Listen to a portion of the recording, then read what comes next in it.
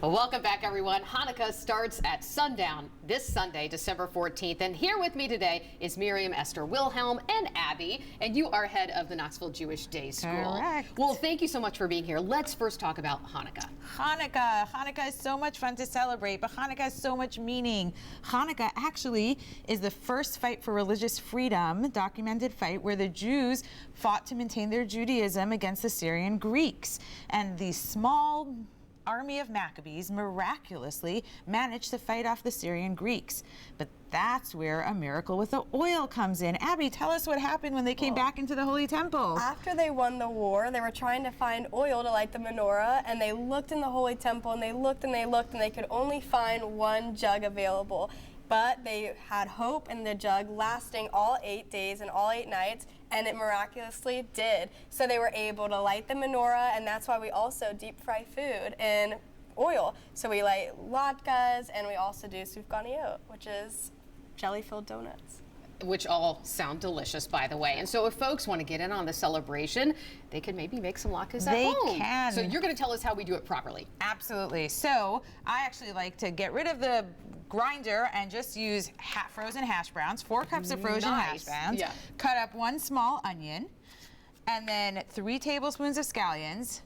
Abby, you can put in 2 tablespoons of flour, 3 eggs, a teaspoon of salt, and 1/4 teaspoon of black pepper. And I sometimes even leave the flour out so that they'll be gluten-free. The flour is a binding agent, so it definitely makes for a more unified latke. Yeah. So we mix all these ingredients together, and as I'm mixing, I'm going to go ahead because, as Abby told us, the most important thing about the latkes is the oil. So we're going to heat up the oil. We'll mix these ingredients all together, and we are going to soon put them into the oil to fry a delicious latke, which is like a potato pancake. And I love this because I think I've had ones that are fairly simple. They might not have the onions involved, and I'm loving the addition of this because it's just, I'm sure, gives it even more flavor. And one of the really fun things about latkes is you can top them with so many different things. Traditionally, we often put applesauce and sour cream, but we'll do, like sushi on top of like a sushi latke, or lox, and a Mediterranean matbucha. There's so many different things.